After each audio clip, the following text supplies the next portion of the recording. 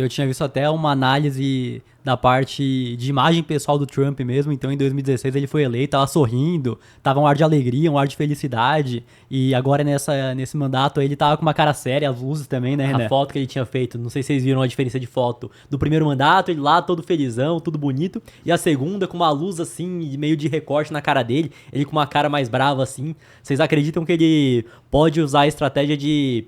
Ele já falou, né, que ele quer acabar com os conflitos, que ele quer a paz. O que vocês acreditam que vai acontecer, que ele vai fazer pra conseguir acabar com os conflitos?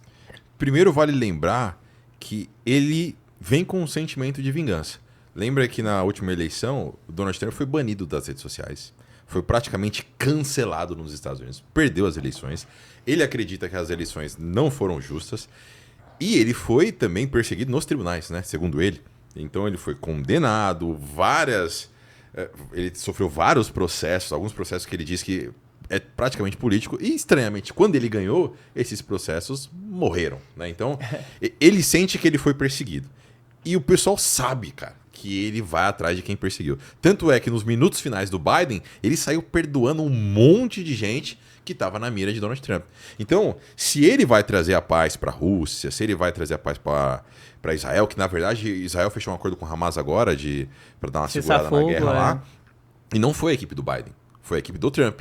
Foi o enviado do Trump que negociou esse acordo. Por quê? Porque o Biden não tinha capacidade de negociar absolutamente nada. Então, se o Putin, um cara ex-agente secreto, olhar pro Biden e falar, coitado desse velho, só dá um tapa que ele desmaia. No Trump não é a mesma coisa. Então, a gente vê um cara que tem poder de negociação. Uma das primeiras ligações que o Trump fez foi pro presidente da China, que é o maior rival dos Estados Unidos. Imagina o Biden ligando pro Xi Jinping. Fala mais alto. Mano, tô te ouvindo. Xi Jinping fala, mano, vou esperar chegar o Trump e a gente conversa, beleza? Então eu acho que ele tem sim essa capacidade e ele tem a força que a gente estava comentando, porque agora ele tem muito mais poder. Enquanto o Biden nem o povo confiava, hoje o Trump tem o apoio do povo, do Senado, da Câmara. Então, assim, se ele quiser bater e falar, vamos resolver esse problema com a Rússia, ele vai ter poder para negociar, diferentemente do que o governo vinha fazendo antes. Então, ele tem essa capacidade. Agora, se ele vai olhar primeiro para a paz mundial ou para os problemas internos, que inclusive são problemas pessoais dele, a gente vai ter que ver nos próximos dias, né? Exato. E assim, eu concordo totalmente com isso aqui e acho que vale lembrar também alguns pontos que... Por exemplo, o Donald Trump ele não pode mais ser presidente além desse mandato, né? Tipo, a legislação americana só permite que você seja presidente 2 vezes, mesmo que não seja de forma continuada, né? Então, ele sabe que ele não vai ser mais presidente, tem nem mais idade pra isso, né? O coitado. E ele, no discurso dele, ele deixou claro muito sobre a sua intenção de deixar um legado, né? E aí ele usou até a palavra de pacificador, né? Porque ele entra agora num mundo, uma conjuntura geopolítica, assim, né? Tipo, o mundo hoje tá muito diferente de quando ele foi presidente ali pela primeira vez. Agora a gente tem muito mais problemas que estão incomodando o mundo. E a presença do Donald Trump agora pode fazer uma diferença, um impacto em países, inclusive como o Brasil, como antes não tinha feito tanto, né? Então, eu acredito que o que a gente vai ver agora vai ser um líder que, além de ter todo o apoio que ele também não tem mais muito a perder nesse processo, sabe? Porque, para e pensa no lugar do Trump, né? Ele sofreu 2 processos de impeachment, e ele escapou dos 2, sabe? Tipo, e diga-se de passagem, eram processos bem fundamentados, assim, não era só perseguição, sabe? Tipo... E agora ele escapou desses 2 processos, ele agora vem com apoio total, com força total, e ele não tem mais uma nova oportunidade de se reeleger, ele não tá trabalhando na próxima campanha dele. Então ele tá 100% focado no legado de virar essa imagem de o pacificador, né? Ele quer botar o nome dele aí na história, né? Exato, ele até falou no discurso que o sucesso americano vai estar ligado às guerras que eles vão impedir. E a real mesmo é que uma parte da inflação do mundo todo aí nos últimos 2, 3 anos vem por conta dessa guerra da Rússia e da Ucrânia. Então, se ele consegue resolver, mesmo que minimamente, ele já pode ajudar nessa questão também, que tem afetado os americanos, né?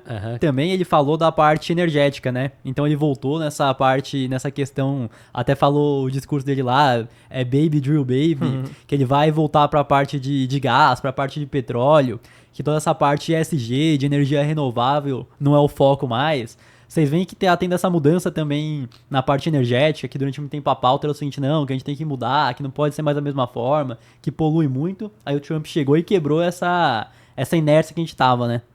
Assim como o pensamento esquerdista está sendo deixado de lado, essa ideia ESG também está ficando cada vez mais de lado. Até o mercado financeiro, os grandes fundos, BlackRock e tudo mais, os caras estão abandonando um pouco essa ideia, principalmente depois da guerra da Rússia com a Ucrânia, que, tudo ficou muito caro. Então, legal, gente, a gente está cuidando do meio ambiente, mas estamos passando fome.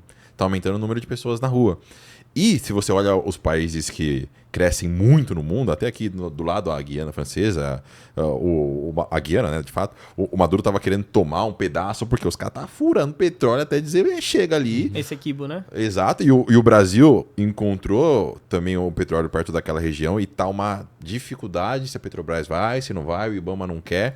E o Trump entrou e falou, meu amigo, a gente vai controlar a energia mundial, porque quem controla a energia mundial vai ter muito mais poder na mesa de negociação.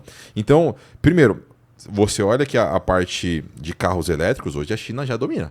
Então, os principais materiais para esse tipo de carro, para esse tipo de energia, a China já está tomando conta. Na parte de petróleo, quem toma conta? Arábia Saudita e Rússia. Então, assim, os Estados Unidos é o maior produtor, mas tem 2 grandes rivais.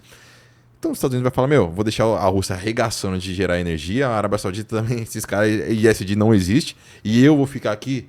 Não, deixa que eu cuido do planeta e tal. Eu acho que é uma guerra geopolítica e o Trump acabou de botar o pé na mesa e falar, vamos furar poço sim, vamos olhar pro petróleo e os concorrentes vão fazer a mesma coisa. Eu acho que esse assunto vai vir forte à tona. Em outubro desse ano a gente vai ter aqui no Brasil a COP30, né? Que vai ser basicamente os países se reunindo para fazer um grande acordo climático, né? Para, enfim, ver quanto que eles vão financiar, né? As grandes potências vão financiar os países emergentes aí para esses projetos que teoricamente são mais friendly, né, para o meio ambiente. E eu acho que é nesse momento que a gente vai ver um Trump muito mais antagonista sobre isso e pode se preparar porque a gente vai ver a mídia, a imprensa mundial batendo muito forte nele. Porque o grande argumento do Donald Trump com relação à parte climática ele tem um tom um pouco de negação do que está acontecendo mesmo, né? Inclusive a tese dele é que o mundo está esfriando ao invés de aquecendo, né? Inclusive é compactuado isso com o próprio Elon Musk. E além dele estar vendo isso, ele também apontou que não faz sentido os Estados Unidos estar tendo que recuar nessa parte, enquanto a China é um dos maiores poluidores do mundo, sabe? Então por que a gente está dando essa arma para os caras? Inclusive esse é o fator, a justificativa motivadora para ele sair do Acordo de Paris. Então, eu particularmente estou muito ansioso para ver em outubro o que vai acontecer, quando estiver, vai ser aqui no Brasil, lá em Belém do Pará, né? E essa discussão vai vir forte à tona, por quê? Porque o esperado em outubro é que os Estados Unidos forneçam um orçamento para que os países implementem políticas a favor do meio ambiente, né? O que a gente sabe que não vai acontecer, então vai ser interessante acompanhar isso daí. Ele não vai soltar o dinheiro para essas pautas, não e daí... De onde vem o dinheiro? Vai vir da China, que é quem mais polui? Vai ser bem interessante a gente entender isso, né? Uhum. O que eu vejo é que nós estávamos num extremo completamente oposto, não, sustentabilidade, vamos lá, fazer tudo certinho. Porém, isso estava atrapalhando politicamente a parte dos Estados Unidos. Então ele olhou para isso, não, isso está nos atrapalhando aqui, não faz sentido. Vamos agora completamente pro outro lado. Então acredito que deveria ter um equilíbrio, mas não é o que vai acontecer mesmo, né? Que geralmente vai para um extremo, aí por conta de gerar revolta esse extremo, e acaba indo pro outro, né? Quase tudo, né? Mas o que eu vejo também é que tinha muita hipocrisia, por exemplo, energia renovável, carro elétrico. Só que não adianta você queimar carvão para carregar a bateria do carro elétrico. Uhum. Muito triste que isso virou uma pauta política, né? É exatamente o que você tá falando. Deveria se haver um debate mais racional sobre isso, mas basicamente virou uma bandeira política. Então, tem um lado que tá falando, tudo sobre sustentabilidade num sentido que seja até hipócrita, como você tá apontando, né? Por quê? Porque é muito mais pra acenar pra uma base, né? E o outro que vai pro extremo oposto, não, drill, baby, drill, tá ligado? Vamos pra cima disso daqui. E não era pra ser uma bandeira política, né? Exato, no final das contas é toda a população, nossos filhos, nossos netos aí, exato, que caso tenham medidas que vão ser desproporcionais, que vão causar danos ao planeta, que vão sofrer depois, né? Então, a conta vem depois, né? Com certeza. Mas essa questão também que o Matheus comentou do carro elétrico, acaba que é bastante disso mesmo. Não, a gente vai implementar essa narrativa aqui que o futuro vai ser o carro elétrico. Não interessa que se vai poluir mais, porque a energia não é renovável da eletricidade, nem nada disso. Não interessa se a bateria depois vai ser descartada, o que eu vou fazer com esse esse tanto de lítio aí, só vamos implementar aqui pra levantar a bandeira. Exato. E agora indo pra esse outro lado, um extremo não é positivo nem o outro, e é pra isso que a gente caminha mesmo. E pra você que quer comprar criptomoedas ou investir no exterior, a parceira aqui do podcast é a Quantifury, corretora internacional 100% taxa zero, e fazendo seu primeiro investimento equivalente a $50, você ainda ganha uma recompensa em Bitcoin. É só escanear o QR Code que tá aqui na tela ou clicar no link da descrição.